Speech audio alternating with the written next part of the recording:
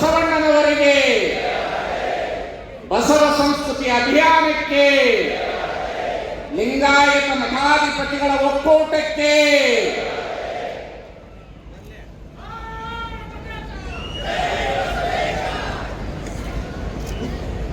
ನಿಜವಾಗಿಯೂ ಸಹ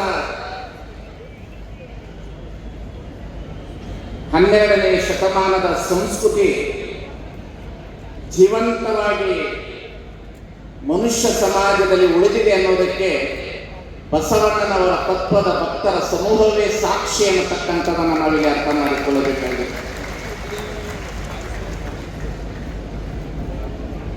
ಬಹಳ ಅಪರೂಪವಾದಂಥ ವೇದಿಕೆ, ಅಷ್ಟೇ ನಿಮ್ಮೆಲ್ಲರ ಜವಾಬ್ದಾರಿತವಾದಂತಹ ವೇದಿಕೆ ಅನ್ನತಕ್ಕಂಥದ್ದನ್ನು ನಾವು ಗಮನಿಸ್ತೇವೆ. ಕೇವಲ ನಾವು ಅಭಿಮಾನಿಗಳಾದರೆ ಸಾಲದು, ಬಸವಣ್ಣನವರು ಅನುಭಾವಿಗಳು. ಅಭಿಮಾನಿಗಳಿಗೆ ಕೊರತೆ ಇಲ್ಲ, ಆದರೆ ಅನುಭಾವಿಗಳಿಗೆ ಬಹಳ ಕೊರತೆ. ಇವತ್ತು ಈ ಸಂಸ್ಕೃತಿಯನ್ನ 1 ತಿಂಗಳ ಕಾಲ ನಾವು ತೆಗೆದುಕೊಂಡು ಹೊರಟಿದ್ದೆವು. ಇದಕ್ಕೆ ಮುಳ್ಳು ಯಾರು ಇದ್ರು ಅಂದ್ರೆ ನಮ್ಮ ಸಮುದಾಯದಲ್ಲಿ ಹುಟ್ಟಿರ್ತಕ್ಕಂಥ ಮಠಾಧಿಪತಿಗಳೇ ಮುಳ್ಳಾಗಿತ್ತು. ವಿರುದ್ಧವಾಗಿ 1 ತಿಂಗಳ ಕಾಲ ಅವರ ಅನೇಕ ರೀತಿಯ ಭಾವನೆಗಳನ್ನು ವ್ಯಕ್ತಪಡಿಸಿದರು. ಆದರೆ ಒಂದು ತಿಳ್ಕೊಳ್ಬೇಕು, ಈ ಒಕ್ಕೂಟದ ಒಂದು ಸಂದೇಶ ಇದೆ. ಬಸವಣ್ಣನವರನ್ನು ನಂಬಿದವರು ಈ ಜಗತ್ತಿನಲ್ಲಿ ಯಾರು ಕೆಟ್ಟಿಲ್ಲ, ಕೆಟ್ಟವರು ಬಸವಣ್ಣನನ್ನು ನಂಬುವುದಿಲ್ಲ ಅನ್ನತಕ್ಕಂಥದ್ದನ್ನು ಅರ್ಥ ಮಾಡಿಕೊಳ್ಳಬೇಕಾಗಿದೆ. ಬಸವಣ್ಣನವರನ್ನು ನಂಬಿದವರನ್ನು ಯಾರು ಕೆಡೋದಿಲ್ಲ. ಶರಣಾಗತ ರಕ್ಷಕ ವಜ್ರ ಪಂಜರ ಬಸವಣ್ಣ, ಶರಣಾಗತ ರಕ್ಷಕ. ಯಾರಿಗಾಗಿ ದುಡಿದರು ಬಸವಣ್ಣನವರು? ಬಸವಣ್ಣನವರು ದುಡಿದವರು ಮಠಾಧಿಪತಿಗಳಿಗಲ್ಲ, ಮಠದಲ್ಲಿ ಕುಳಿತು ಆಶೀರ್ವಾದ ಮಾಡುವಂತಹ ಯಂತ್ರ ತಂತ್ರ ಮೂಢನಂಬಿಕೆಯನ್ನು ಬೆಳೆಸುವ ಸ್ವಾಮಿಗಳಿಗಲ್ಲ. ಬಸವಣ್ಣ ಬಂದಿದೆ ಜನಮುಖಿ ಸಂಸ್ಕೃತಿಗಾಗಿ, ಜನರಿಗಾಗಿ, ಜನರ ಏಳಿಗೆಗಾಗಿ, ರೈತರಿಗಾಗಿ, ದಮಿಳಿತರಿಗಾಗಿ, ದುಡಿದವರಿಗಾಗಿ, ಶ್ರಮಿಕರಾಗಿ ಈ ಜಗತ್ತಿನಲ್ಲಿ ಬಸವಣ್ಣ ಹುಟ್ಟಿ ಬಂದರು ಅನ್ನತಕ್ಕಂಥದ್ದನ್ನು ಅರ್ಥ ಮಾಡಿಕೊಳ್ಳಿ. ಬಸವಣ್ಣನವರ ತತ್ವವನ್ನು ಉಳಿಸುವ ಕಾರ್ಯ ನಮ್ಮೆಲ್ಲರ ಮೇಲೆ ಜವಾಬ್ದಾರಿ ಇದೆ, ಎಲ್ಲರ ಮೇಲೆ ಜವಾಬ್ದಾರಿ. ಯಾಕೆ ಈ ಮಾತನ್ನು ಹೇಳ್ತೇನೆ ಅಂತ ಹೇಳಿದ್ರೆ, 1000 ವರ್ಷದ ಹಿಂದೆ ಈ ತತ್ವನ ಹೇಳುವಾಗ ಬಸವಣ್ಣನವರಿಗೆ ಎಷ್ಟು ತೊಂದರೆ ಆಗಿರಬಹುದು ವಿಚಾರ ಮಾಡಿ. ಇವತ್ತು 21ನೇ ಶತಮಾನದಲ್ಲಿ ವಿಜ್ಞಾನ ಯುಗದಲ್ಲಿ, ತಂತ್ರಜ್ಞಾನ ಯುಗದಲ್ಲೇ ಹೇಳುವಾಗ ಇನ್ನು 1000 ವರ್ಷದ ಹಿಂದೆ ಎಂತಹ ಕಷ್ಟವಾಗಿರಬಹುದು. ಇವತ್ತು ನಮ್ಮೆಲ್ಲರ ಹೃದಯದಲ್ಲಿ ಬಸವಣ್ಣ ಉಳಿಬೇಕು.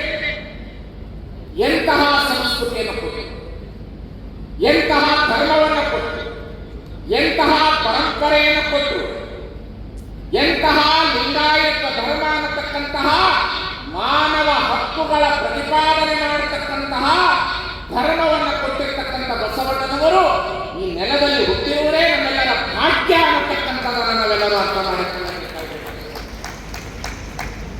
ಒಂದು ಪಕ್ಷ ಬಸವಣ್ಣ ಬರದೇ ಹೋಗಿದರೆ ಶ್ರಮಿಕ ವರ್ಗದವರ ಪರಿಸ್ಥಿತಿ ಏನಿತ್ತು, ದಲಿತ ವರ್ಗದವರ ಪರಿಸ್ಥಿತಿ ಏನಿತ್ತು ಇವತ್ತು ಮಾತನಾಡಿ. ಒಂದು ಬಸವಣ್ಣ, ಇನ್ನೊಂದು ಅಂಬೇಡ್ಕರ್. ಒಂದು ಬಸವಣ್ಣ, ಇನ್ನೊಂದು ಅಂಬೇಡ್ಕರ್. ಧಾರ್ಮಿಕದ ವ್ಯವಸ್ಥೆಯಲ್ಲಿ ಮಾನವ ಸಂಸ್ಕೃತಿಯ ಘನತೆಗೆ, ಅಸ್ಮಿತೆಗೆ ಗೌರವವನ್ನು ಕೊಟ್ಟವರು ಬಸವಣ್ಣ. ಆ ಅಸ್ಮಿತೆಗೆ ಗೌರವವನ್ನು ಕೊಡಬೇಕಾಗಿರ್ತಕ್ಕಂಥದನ್ನ ಪುನಃ 21ನೇ ಶತಮಾನದಲ್ಲಿ ಅಂಬೇಡ್ಕರ್ ಅವರು ನಮಗೆ ಸಮಾನತೆಯ ಧರ್ಮವನ್ನು, ಸಂವಿಧಾನವನ್ನು ತಂದು ಅಂತೇಳಿ ಇವತ್ತು ಬಸವಣ್ಣನವರ ತತ್ವವನ್ನು ಹೆಚ್ಚಿನ ರೀತಿಯಲ್ಲಿ ಬೆಳೆಯಲಿಕ್ಕೆ ಸಾಧ್ಯ ಆಯಿತು ಅನ್ನತಕ್ಕಂಥದ್ದನ್ನು ಅರ್ಥ ಮಾಡಿಕೊಳ್ಳಿ. ಬಹಳ ಜನರಿಗೆ ಬಸವಣ್ಣ ಅಂದ್ರೆ ಅಲರ್ಜಿ, ಬಹಳ ಜನರಿಗೆ ಆಗುವುದಿಲ್ಲ.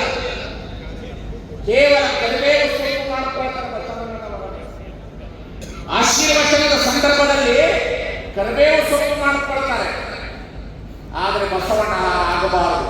ಬಸವಣ್ಣ ಸಂಪೂರ್ಣವಾದ ಪ್ರಸಾದವಾಗಬೇಕು. ಬಸವಣ್ಣ ನಮಗೆ ಸಂಪೂರ್ಣವಾದ ಪ್ರಸಾದವಾಗಬೇಕು. ಬಸವಣ್ಣನವರ ತತ್ವ ಸಂಪೂರ್ಣವಾದ ಪ್ರಸಾದವಾಗಬೇಕು.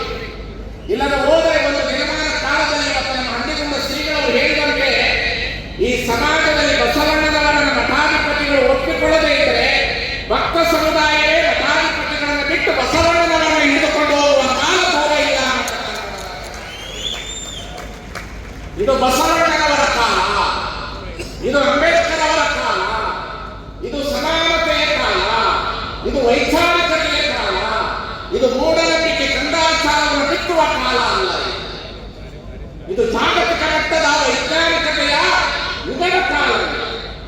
ಇಂತಹ ಯುಗದ ಉತ್ಸವ ಬಸವಣ್ಣ, ಇಂತಹ ಯುಗದ ಉತ್ಸವ ಬಸವಣ್ಣ, ಇಂತಹ ಯುಗದ ಉತ್ಸವದ ಬಸವಣ್ಣನವರನ್ನ ತೆಗೆದುಕೊಂಡು ಹೊರಟಿದ್ದೇವೆ. ನಮ್ಮದೇ ಆದಂತಹ ಒಂದು ಸಂಸ್ಕೃತಿ ಇದೆ. ಭಾರತೀಯ ಸಂಸ್ಕೃತಿ ಒಳಗಡೆ ಬಸವ ಸಂಸ್ಕೃತಿಯೇ ಭಿನ್ನ. ಭಾರತೀಯ ಸಂಸ್ಕೃತಿಯ ಒಳಗಡೆ ಬಸವ ಸಂಸ್ಕೃತಿಯೇ ಭಿನ್ನತೆ. ಯಾಕೆ ಭಿನ್ನತೆ ಅಂತ ಹೇಳಿದ್ರೆ, ಬಸವಣ್ಣನವರು ಕಮ್ಮಿ ಕುಲದ ಬ್ರಾಹ್ಮಣರ ಮನೆತನದಲ್ಲಿ ಹುಟ್ಟಿದ್ರು ಸಹ ಅವ್ರನ್ನ ಯಾರು ಕೇಳಿದ್ರಂತೆ, ನಿನ್ನ ಗೋತ್ರ ಯಾವುದು, ನಿನ್ನ ಗೋತ್ರ ಯಾವುದಂದ್ರೆ ನನ್ನ ಕೌಂಡಲ್ಯನ ಗೋತ್ರ ಅಲ್ಲ, ನನ್ನದು ಭಾರಧ್ವಜ ಗೋತ್ರವಲ್ಲ, ನನ್ನದು ಮಾದಾರ ಚೆನ್ನಯ್ಯನ ಗೋತ್ರ ಅಂತಕ್ಕಂಥದ್ದಿದೆ. ಬಸವಣ್ಣನವರ ಸಂಸ್ಕೃತಿ ಇದು. ಬಸವಣ್ಣನವರ ಸಂಸ್ಕೃತಿ ಹೆಣ್ಣನ ಮಾಯೆ ಅಂತ ಕರೆದಾಗ ಹೆಣ್ಣು ಮಕ್ಕಳ ಸ್ವಾತಂತ್ರ್ಯತೆಯ ಮಹಾಮನೆಯಪ್ಪಾಗಿಲನ್ನು ಕರೆದಂತಹ ಸಂಸ್ಕೃತಿಯನ್ನು ಬಸವ ಸಂಸ್ಕೃತಿಯಲ್ಲಿ ಯಾರಿಗೆ ಕರ್ಮ ಇರಲಿಲ್ಲ, ಯಾರಿಗೆ ದೇವರಿರಲಿಲ್ಲ, ಯಾರನ್ನ ಗುಡಿ ಒಳಗಡೆ ಬಿಟ್ಕೊಳ್ತಿರ್ಲಿಲ್ಲ, ಅಂತಹ ಸಂದರ್ಭದಲ್ಲಿ ದೇಹವೇ ದೇವಾಲಯ ಅಂತ ಹೇಳಿರ್ತಕ್ಕಂಥ ಸಂಸ್ಕೃತಿ ಇದು ಬಸವ ಸಂಸ್ಕೃತಿ. ಬಹಳ ಚೆನ್ನಾಗಿ ಉಳಿಸ್ಕೊಳ್ಬೇಕಿದೆ ನಾವು. ಇದು ಗುಡಿ ಸಂಸ್ಕೃತಿ ಎಲ್ಲ. ಇದು ಮಾನವ ಪ್ರೇಮದ ಸಂಸ್ಕೃತಿ, ಇದು ಮಾನವ ಘನತೆಯ ಪ್ರೇಮದ ಸಂಸ್ಕೃತಿ. ಇಂತಹ ಸಂಸ್ಕೃತಿಯನ್ನ ಬೆಳೆಸಿರ್ತಕ್ಕಂಥವರು ಬಸವಣ್ಣನವರಿಗೆ. ನಾವು ಈ ಸಂಸ್ಕೃತಿಯನ್ನು ಉಳಿಸಬೇಕು, ಬೆಳೆಸಬೇಕು. ಇದಕ್ಕೆ ಲಿಂಗಾಯತ ಮಠಾಧಿಪತಿಗಳ ಒಕ್ಕೂಟದ ಶ್ರಮ ಬಹಳ ದೊಡ್ಡದಿದೆ. ನಿಜವಾಗಿಯೂ ಸಹ ನಾವು ಈ ಲಿಂಗಾಯತ ಮಠಾಧಿಪತಿಗಳ ಒಕ್ಕೂಟಕ್ಕೆ ನೀವು ಜೋರಾದ ಚಪ್ಪಾಳೆಯನ್ನು ತಟ್ಟುವುದರೊಂದಿಗೆ ಈ ಮಠಾಧಿಪತಿಗಳ ಒಕ್ಕೂಟವನ್ನು ಗಟ್ಟಿಗೊಳಿಸಬೇಕು, ಇದನ್ನು ಬೆಳೆಸಬೇಕು, ಇದನ್ನು ಉಳಿಸಬೇಕು, ಇದನ್ನು ಒಳ್ಳೆಯ ರೀತಿಯಲ್ಲಿ ನಾವು ತೆಗೆದುಕೊಂಡು ಹೋಗಬೇಕು ಅಂತಕ್ಕಂಥದ್ದು ನಮ್ಮೆಲ್ಲರ ಕರ್ತವ್ಯ ಇದೆ.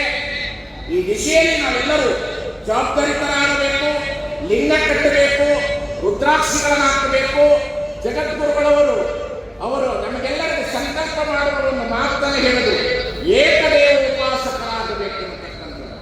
ಈ ಏಕದೇವ ಉಪಾಸನೆಯ ವ್ಯವಸ್ಥೆ ಈ ಸಮಾಜದಲ್ಲಿ ಬರಬೇಕು. ಆವಾಗ ಮಾತ್ರ ನಾವು ಉಳಿತೇವೆ. ನೀವು ಇಲ್ಲಿಂದ ಹೋಗುವಾಗ ನಿಮ್ಮ ಹೃದಯದಲ್ಲಿ ಯಾರನ್ನೇ ಇಟ್ಟುಕೊಂಡು ಹೋಗಬೇಕು ಅಂತಂದ್ರೆ ನಮ್ಮ ಧರ್ಮಗುರು